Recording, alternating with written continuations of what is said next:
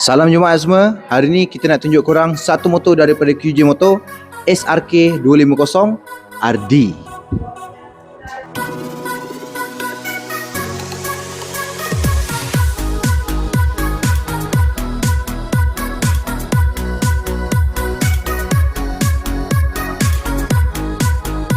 Okay korang, untuk motor SRK 250 RD ni, dia datang dengan 249cc, 4 silinder, Dodge liquid cool yang menghasilkan dalam 40 horsepower dan juga 22 Nm of torque.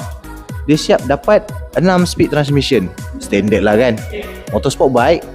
Ok korang, sekarang kita nak tunjuk korang dia punya meter. Untuk bahagian meter dia, dia dapat TFT display. Ada color.